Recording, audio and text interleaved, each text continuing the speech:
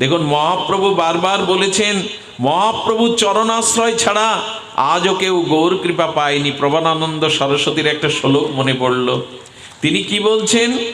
তিনি বলছেন যে গৌর কৃপা ব্যতীত কখনো কারো আর যুগল রতিতে, ব্রজ রতিতে কখনো কারো কৃপা হয়নি। আশা যস্য পদদ্বন্দ্বে চৈতন্য মহাপ্রভু তৎসাদ্রা দাসবত ভাতি কা কথা নৃপ কীটকে। প্রবানানন্দ সরস্বতী কি বলছেন? যে জন মহাপ্রভু চৈতন্য প্রাপ্তির আশা পোষণ করে তার নিকট ইন্দ্র দাসের ন্যায় প্রতিমান হয়। যারা গৌর চরণে দাস হতে ইচ্ছা করে, দেবরাজ ইন্দ্র তার দাস হতে চায়। তুমি গৌরের দাস, এই জন্য ইন্দ্র বলছে আমি তোমার দাস হব। গৌর চরণ এমনও প্রতিমান, আর অন্য ক্ষুদ্র কীটাদি কীটের আর কি কথা। যিনি গৌর চরণ আশ্রয় করেছেন, দেবরাজ ইন্দ্রও তার চরণের দাস হতে প্রার্থনা করেন। হ্যাঁ, যশসা শ্রীকৃষ্ণ চৈতন্য নির্পদারি কিমর্থিন চিন্তা মণিময়ং প্রাপ্য কোমূঢ় রজতং ব্রজেত। প্রবানানন্দ সরস্বতী কি বলছেন শুনুন। বললেন, যে যাজকের চিত্তে শ্রীকৃষ্ণ চৈতন্য আশা বর্তমান, তার রাজদ্বারে কি প্রয়োজন? যার গৌর প্রেম, গৌর চরণ হৃদয়ে আছে, সে সম্রাটের দ্বারে কি করতে যাবে? যার গৌর চরণ বুকে, সে রাজাদিরাজ সম্রাটের বুকে কি করতে যাবে? চিন্তামণি হস্তগত হলে কোনো মূর্খ কি লোহার জন্য ঘুরে বেড়ায়? যার হাতে পরশ পাথর আছে, সে লোহার জন্য কি ঘুরে বেড়ায়? ঘুরে বেড়ায় না। যার হৃদয়ে গৌর আছে, সে আর কোনো কিছুর আশা করে না। যার চিত্তে গৌরধন আছে, সে আর অন্য কি আশা করবে? তাই বললেন, চৈতন্যকে হৃদয়ে ধারণ করো, গৌরকে হৃদয়ে ধারণ করো এই প্রেম বিতরণে। তবে আমাদের একটি কাজ করতে হবে, সেইটা হলো এই গৌর প্রেম পেতে গেলে গৌর দাসের সঙ্গ করতে হবে। যার গৌর প্রেম আছে, তার গায়ের বাতাস গায়ে লাগাতে হবে, তার করুণাটা গায়ে লাগাতে হবে, না হলে হবে না। আমি এই লীলাটা না বলে পারি না প্রায় জায়গায়। আপনারা জানেন, আমাদের মহাত্মা শিশির কুমার ঘোষ, তখন তিনি মহাত্মা হননি। উনি তখন বিলেত থেকে শিক্ষায় শিক্ষিত হয়ে কলকাতায় আনন্দবাজার পত্রিকার সম্পাদনার দায়িত্বে ছিলেন। এই উচ্চ শিক্ষিত উনি বিদেশি আর কৃষ্টি কালচার জেনে দাদা বসন্ত ঘোষের কাছে লিখলেন, আমাদের এই যশোরের অমৃত বাজারে ওনার জন্মভূমি। এই যশোরের অমৃত বাজার, ভাগ্য হয়েছিল তার জন্মভিটেতে যাওয়ার, হরিকথা বলবার। ওইখানে দাদার কাছে চিঠি লিখছে, দাদা আমি সনাতন ধর্ম ত্যাগ করে খ্রিস্টান ধর্ম গ্রহণ করব। দাদা লিখলেন, একবার কোনো গৌর সঙ্গ একবার কর, এক মুহূর্তের জন্য গৌরগত প্রাণ গৌর প্রেমিকের সঙ্গ কর। সঙ্গ করে যদি মনে হয় গৌর প্রেম তোকে আশ্রয় না করে, সনাতন ভালো না লাগে, তবে গৌর চরণ, নিতাই চরণ, সনাতন ছেড়ে তুই খ্রিস্টান ধর্মে দীক্ষিত হা। বললেন, কোথায় পাবো তাকে? বললেন, অমুক গ্রামে। আর তিনি একটা কুড়ে ঘরের মধ্যে থাকেন, বাইরে সমস্ত কাটার গাছ দিয়ে রেখেছেন যাতে অধমের মুখ কেউ না দেখে। ওই গৃহের দ্বারে গিয়ে তুই হা গৌরাঙ্গ, হা গৌরাঙ্গ একবার বলে দেখ। আর শিশির কুমার ঘোষ তিনি কি করেছেন? ওই কাটার এপারে দাঁড়িয়ে হা গৌরাঙ্গ, হা গৌরাঙ্গ, হা গৌরাঙ্গ যেই বলেছে, বিষাক্ত সর্পদংশনের ন্যায় ধোলায় পড়ে লুটাচ্ছে আর বলছে, কে গো, কে গো আমার গৌর নাম শোনালে, কে গো আমার প্রাণনাথের কথা শোনালে। এই বলেই সে গড়াগড়ি দিতে শুরু করেছে। গড়াগড়ি দিতে দিতে ঘরের বাইরে এসে কাটাতে ক্ষতবিক্ষত রক্তাক্ত হচ্ছে, তবু তার চোখ দিয়ে জল ঝরছে। বলছে, কাকে দেখছি আমি? গৌর বললে কারো এই দশা হয়? সে ধুলাই লুটায়, কণ্টকীর্ণ রক্তাক্ত হচ্ছে, তবু দেহ বেশ নাই। আহা, এরা কিভাবে গৌরকে ভালোবেসেছে! যখন রক্তাক্ত আর সমস্ত ক্ষতবিক্ষত হয়ে গৌর গৌর বলতে বলতে এসে জড়িয়ে ধরেছে, মহাত্মা শিশির কুমার দেখলেন কে। ওনাকে জড়িয়ে ধরার সাথে সাথে ওনার ভিতরে গৌর প্রেমে স্ফুরিত হয়ে ওনারও মুখে হা গৌর এসে গেল, ওনার চোখে জল এসে গেল। কে আপনি? কে আপনি? আমাকে জড়িয়ে ধরলে আমার ভিতরে কেন গৌর প্রেম, প্রেমাশ্রু আসছে? কে আপনি?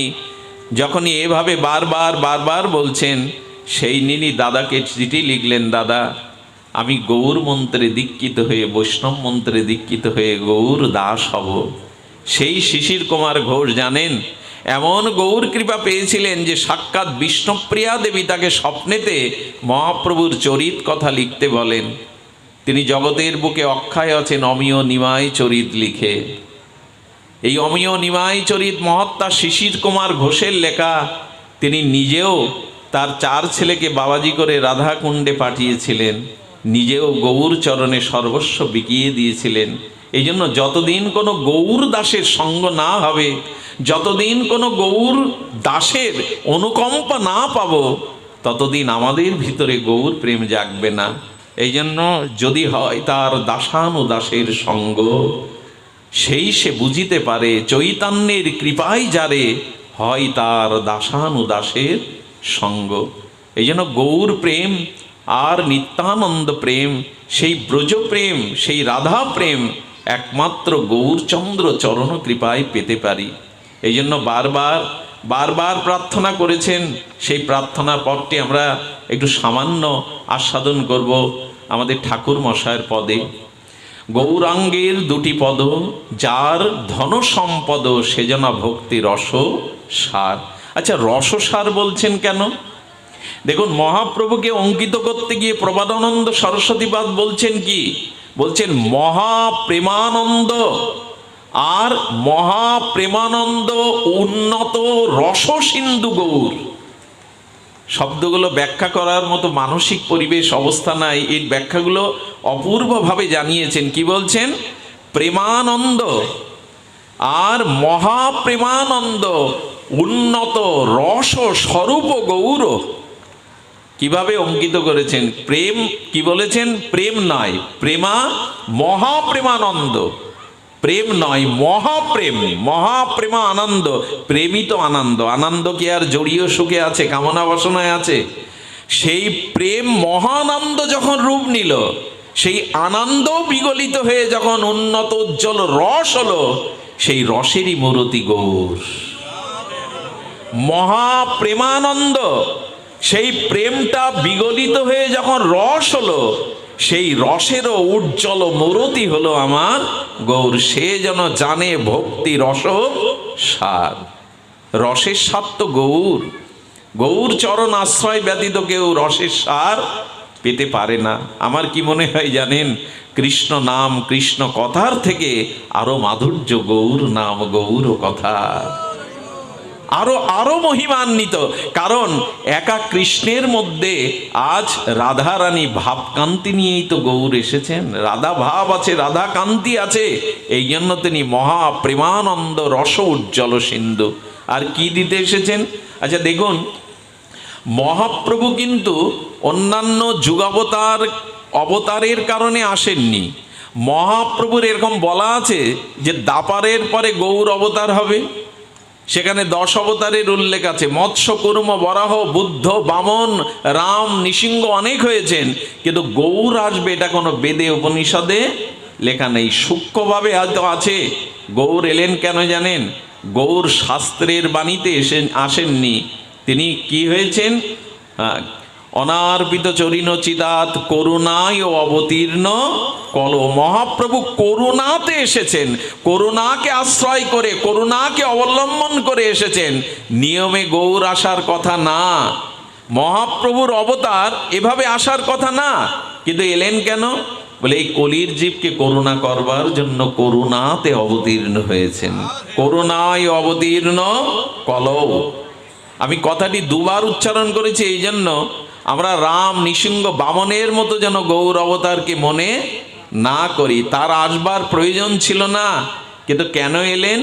এলেন করুণার দ্বারা। আর এসে তিনি কি বললেন জানেন? আমা বিনা অন্য নারে ব্রজপ্রেম দিতে। এই একটা বাণী, একটা পয়ারই মহাপ্রভুকে অনন্য উচ্চতায় নিয়ে গেছেন। মহাপ্রভু বললেন আমি ছাড়া ব্রজপ্রেম কেউ দিতে পারবে না। আমা বিনা অন্য নারী ব্রজপ্রেম দিতে। যুগধর্ম হয় অংশ হইতে। দেখো, সৃষ্টির ভার হরণ, অসুর বিনাশ, সাধুদের ত্রাণ, এটা আমার অংশ অবতারেও হতো। আমাকে স্বয়ং রাধার ভাব নিয়ে আসতে হতো না। তা প্রভু কেন এলে তুমি? বলে করুণায় অবতীর্ণ কলো। করুণা কিন্তু কারো বাধা মানে আসে। যদি বন্যা হয় তবে বন্যার জল কি মানে যে আমি নদী ছেড়ে যাব না, ওপরে উঠব না? সেই বন্যার স্রোতস্বিনী জল দূষিত নর্দমা ড্রেনের জলকেও ছুটিয়ে সমুদ্রের পানে নিয়ে যায়। করুণা কখনো উঁচু নিচু বিচার করে না। এই জন্য শ্রীকৃষ্ণ বলেছেন উপযুক্ত পাত্র ছাড়া দান করতে নাই। আর মহাপ্রভু এসে কি বলছেন? সব উল্টে দিয়েছেন। এত করুণা মহাপ্রভুর। পাত্রাপাত্র বিচারেন ন কুরুতে ন চ ভিক্ষাম। মহাপ্রভু বললেন এবার পাত্র অপাত্র বিবেচনা না করে সবাইকে প্রেম দেব আমি।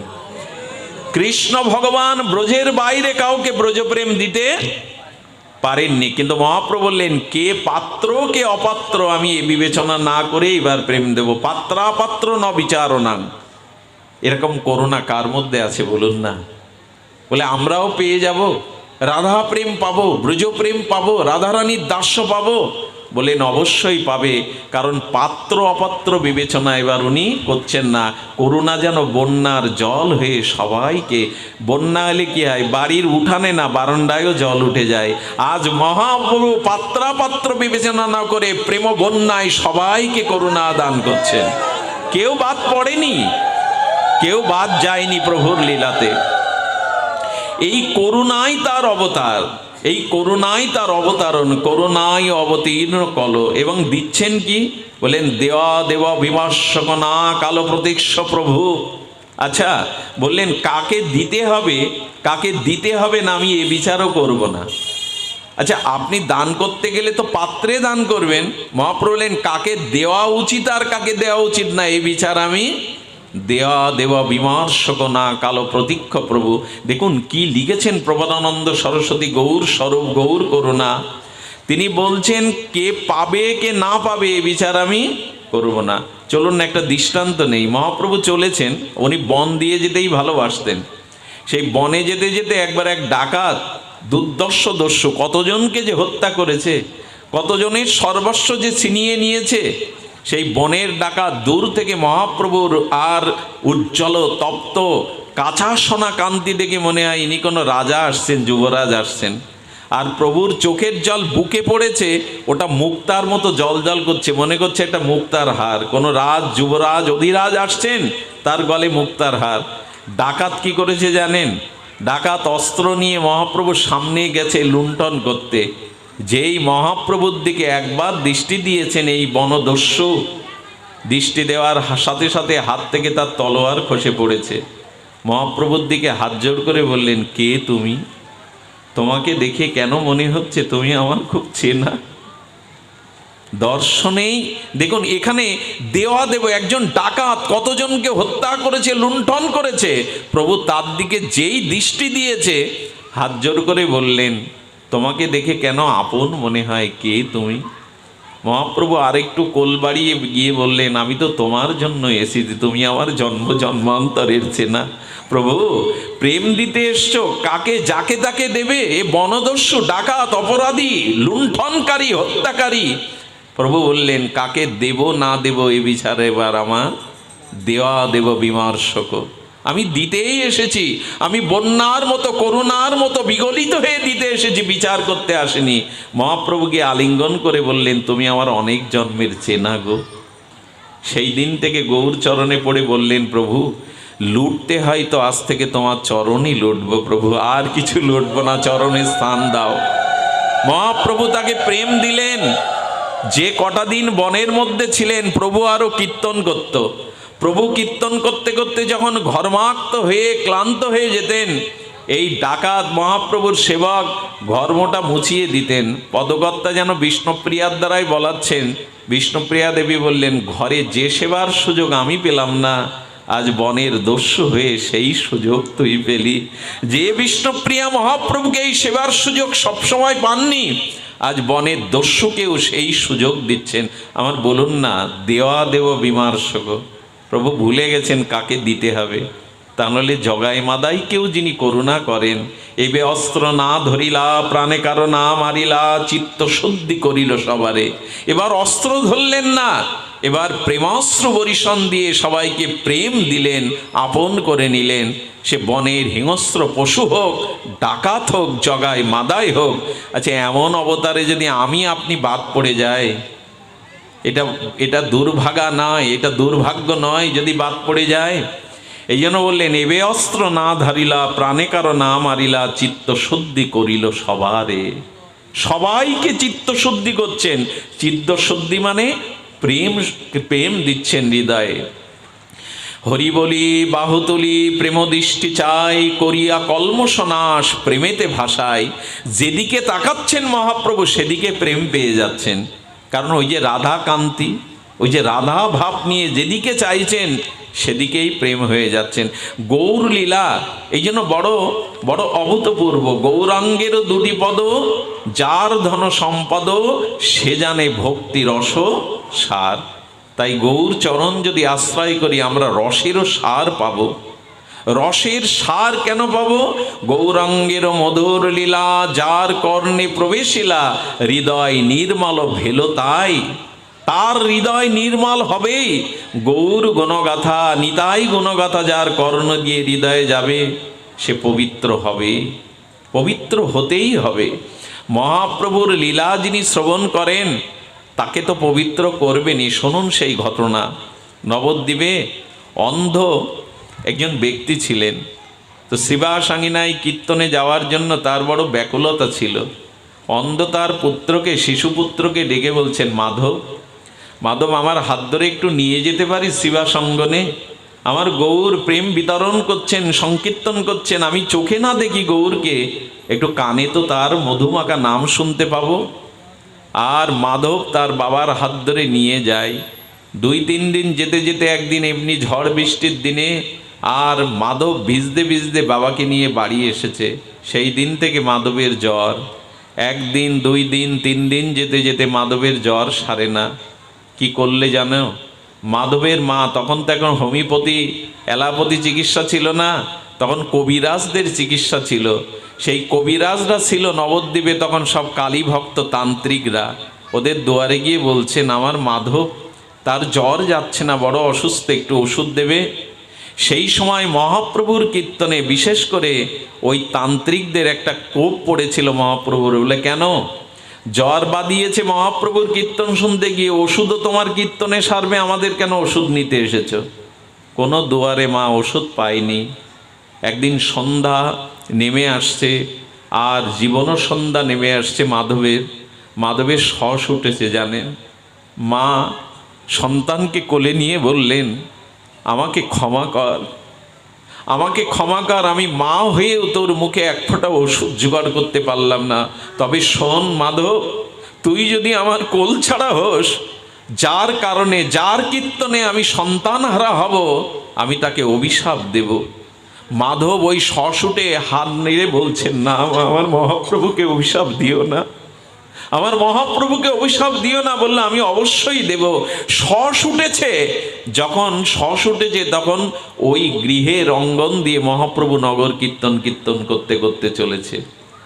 ছুটে এলো সেই অভাগিনী, সন্তানের মুখে ওষুধ না দিতে পারার বুকে যন্ত্রণা ক্ষোভ নিয়ে এসে দুহাত প্রসারিত করে মহাপ্রভুকে আগলে দাঁড়িয়ে বলছে, দাঁড়াও নিমাই, নিমাই, তোমার সংকীর্তনে আজ আমি সন্তান হারাতে চলেছি। আমার মাধব মরতে বসেছে, তবে আমি তোমাকে অভিশাপ দিচ্ছি, আমার মাধব বাঁচবে না।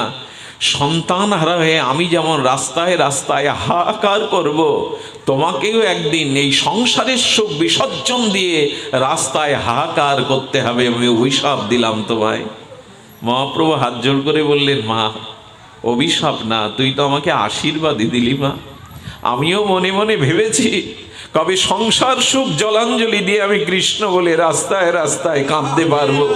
এটা আমার অভিশাপ নয়, আশীর্বাদ।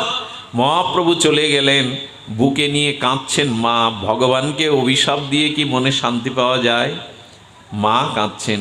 হঠাৎ একটা নবদ্বীপের রমণী আঁচলে করে কি একটা এনে বলছেন, মাধবের মা ওষুধ আমি পেয়েছি, ওষুধটা দাও, মাধবের গলে দাও। মাধবের গলে দেওয়ার সাথে সাথে মুহূর্তেই মাধবের জ্বর ছেড়ে গেল। মাধব উঠে মাকে জড়িয়ে ধরে মা বা বলে ডাকছে। হাত জোড় করে বললেন, ওরে এই ঔষধ কোথায় পেলি তুই? এ তো ঔষধ নয়, অমৃত। আমার মৃত মাধব বেঁচে উঠল। এ কোথার ওষুধ বল, কার কাছ থেকে এনেছি?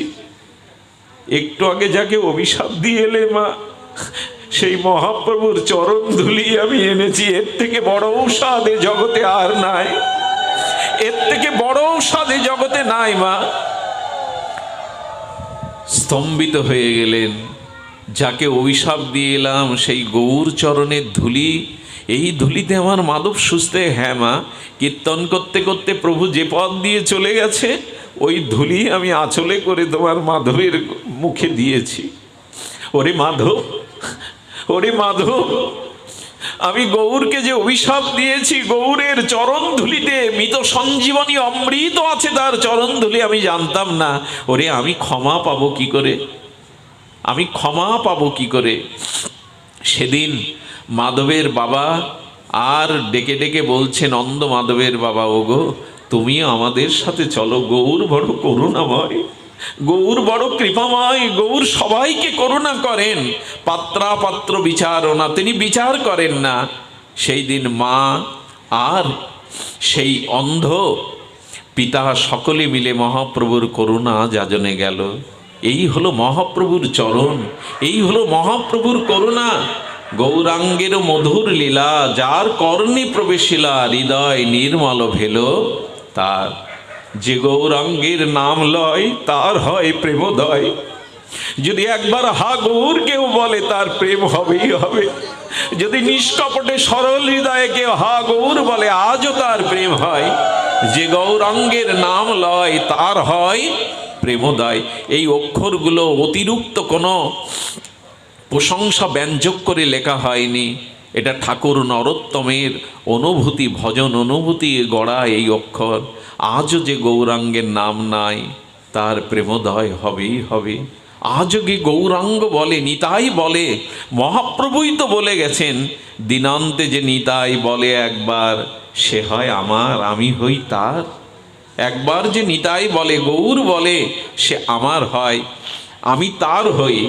যে গৌরাঙ্গের নাম লয়, তার হয় প্রেমোদয়, তারে মঞ্চি যাই বলিহারি।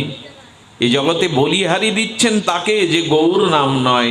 গৌরাঙ্গ চরণ ঝুরে নিত্যলীলা তার স্ফুরে, সেজন্য ভকতি অধিকারী। ভগবত ভজনের অধিকার গৌরাঙ্গের চরণে শরণ নিলেই কেবল পাওয়া যায়। ওই যে দৃষ্টি মাত্রই প্রেম হয়, দৃষ্টি মাত্রই করুণা হয়। গৌরাঙ্গের সঙ্গীগণে নিত্য সিদ্ধ করি মানে, সে যায় ব্রজেন্দ্র সুত পাশ। যদি কেউ গৌর দাসের, বারবার এই কথাটি বলা হচ্ছে, যদি কেউ গৌর দাসের সঙ্গ নেয়, যদি কেউ গৌরাঙ্গের চরণাশ্রিত দাসানুদাসের কৃপা পায়, অবশ্যই যে ব্রজধাম পাবে, অবশ্যই সে বৃন্দাবন পাবে। সে যায় ব্রজেন্দ্র সুত পাশ, সে ব্রজেন্দ্র সুত পাশ অবশ্যই যাবে। দেখুন, গৌরচরণ যারা আশ্রয় করেছে ব্রজে, তারা যাবে। আপনাদের মনে আছে শ্রীনিবাস আচার্য যাচ্ছেন, আর বৃন্দাবনের পথে যেতে যেতে না খাওয়া না দাওয়া ক্লান্ত হয়ে মূর্ছা হয়ে পড়ে গেছেন।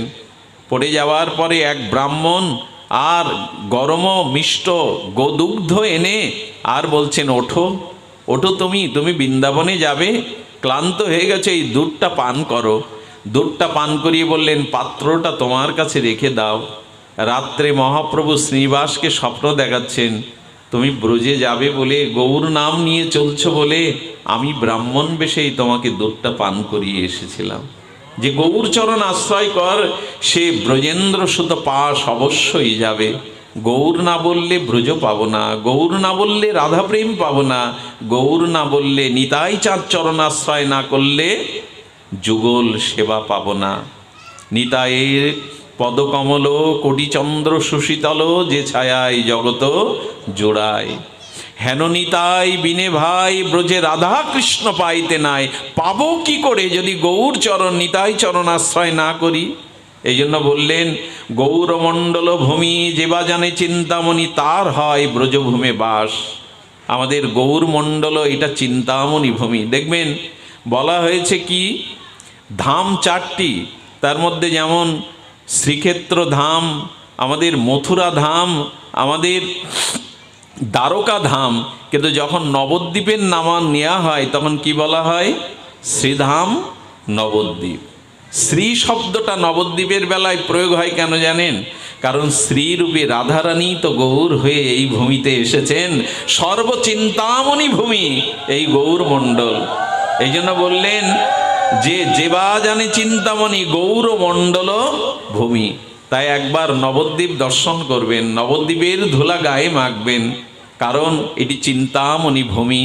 এই জন্য শ্রী নবদ্বীপ ধাম। শ্রী কেন? কারণ রাধা ভাবদ্যুতি মহাপ্রভু এই নবদ্বীপেই আবির্ভূত হয়েছিলেন। গৌর প্রেম রসার নবী যে তরঙ্গ যেবা ডুবে সে রাধা মাধব অন্তরঙ্গ। এই দেখুন সমাধান, এই দেখুন শাস্ত্রের নিগূঢ় সিদ্ধান্ত।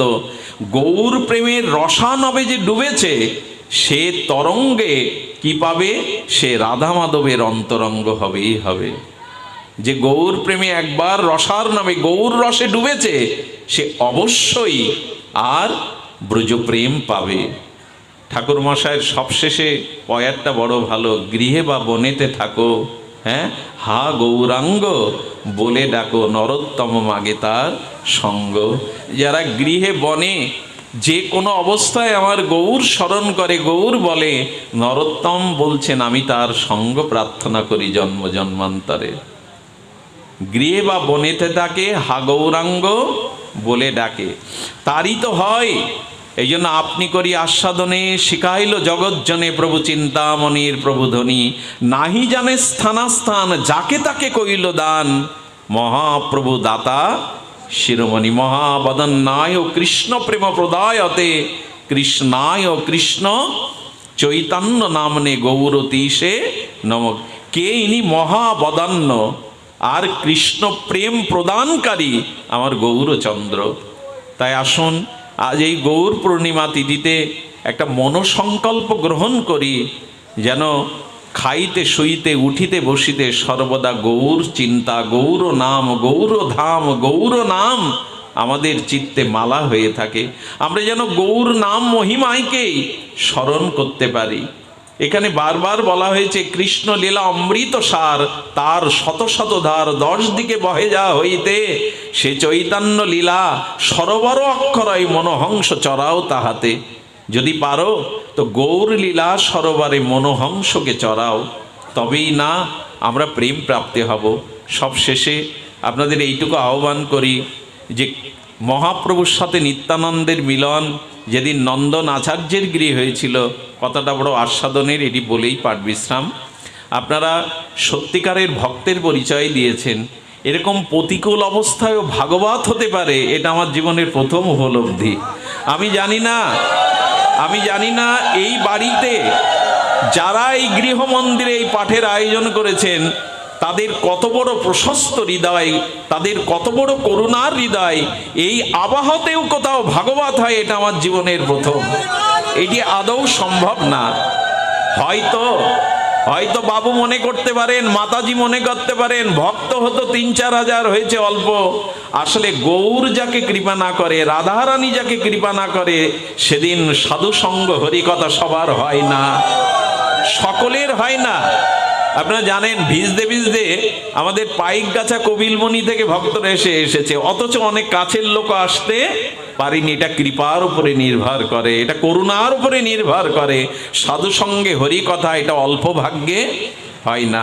তবে ধন্য এনারা, আমি ওনাদের মুখ থেকে হাসি ফোরাতে দেখিনি। এই হলো ভক্তের চরিত্র, যে প্রতিকূল অবস্থায় ভগবান দেন এটাকে মেনে নেওয়ায়। মহাপ্রভুর সামান্য নিত্যানন্দের সাথে যে কথোপকথন হয়েছিল নন্দন আচার্যের, সামান্য একটু কথা দিয়েই মহাপ্রভুর চরণে আজ এই আবির্ভাব তিথিতে, প্রকট তিথিতে আমরা প্রণাম জানিয়ে ভাগবত বিশ্রাম রাখবো। নিতাই চাঁদ মহাপ্রভুর দিকে তাকিয়ে বলছেন, তোমার হাতে বাঁশি কই? তুমি যদি আমার কানাই হও তো তোমার হাতে বাঁশি কই? তোমার ঠোঁটের কোণে হাসি কই গো? মহাপ্রভু উত্তর দিচ্ছেন, দাপারে আমার হাতে যে মুরলি আর অধরের কোণে যে হাসি, কলিতে এই অবতারে সেটি হয়েছে আমার নয়নের অশ্রু রাশি। আমি বাসি আর হাসি লুকিয়ে এই কলিহত জীবের জন্য সেটাকে অশ্রু রাশি করে এনেছি। আচ্ছা, তুমি যদি আমার ভাই কানাই হও, তুমি তো দৌড়াদৌড়ি খেলতে, এখন দৌড়াচ্ছ না কেন? চঞ্চলতা তোমার মধ্যে নেই কেন? মহাপ্রভু আপন মনে বলেছিলেন, দাপারে খেলেছিলাম খেলা দৌড়াদৌড়ি, কলিতে সে খেলা হয়েছে আমার ধুলায় গড়াগড়ি। এবার আর দৌড়াচ্ছে না, কৃষ্ণ চঞ্চল নয়, তিনি এবার ধুলায় লুটাচ্ছেন। কারণ দৌড়ে তাকে পাওয়া যায় না, যদি ধুলায় কেউ লোটায় তবে তো তাকে পাওয়া যাবে, তাকে পাওয়া যাবে। আর বললেন, তুমি মুরলীর তান তুলেছিলে, তোমার সেই মুরলীর তান কোথায়? বললেন, দাপারে তুলেছিলাম মুরলীর তান, কলিতে সেটা হয়েছে আমার হরি গুণা গুণগান। আমি সেই বংশীধ্বনিকে হরি নামের মধ্যে সন্নিবিত করে দিয়েছি। ওগো, তোমরা যদি আমার সেই বংশী মুরলীর ধ্বনি শুনতে যাও, তবে হরিনামকে আশ্রয় করো। হরিনামের মধ্যেই মুরলীর ধ্বনি, হরিনামের মধ্যেই আমার প্রেমধ্বনি। মহাপ্রভু যদি কৃপা করে আগামী দিন আপনারা আবার অবশ্যই এই ভাগবত ভূমিতে আসবেন। আমরা মহাপ্রভু রাধারানীর মহামহিমান্বিত আর কথা শ্রবণে আগামী দিন অতিবাহিত করার ইচ্ছা পোষণ করছি। মহাপ্রভুর কৃপা হলে আবারও আগামী দিন হরিকথা। আপনাদের সকলের চরণে বিনম্র প্রণতি। আপনারা সকলেই প্রসাদ পেয়ে, এখানে যে অনুকল্প প্রসাদ আদি আজকে আমাদের মহাপ্রভুর অভিষেক গুরু মহারাজ করেছেন, প্রসাদ পেয়ে চরণামৃত পেয়ে যাবেন। জয় নিতাই গৌর প্রেমানন্দে হরি বল। জয় রাধে।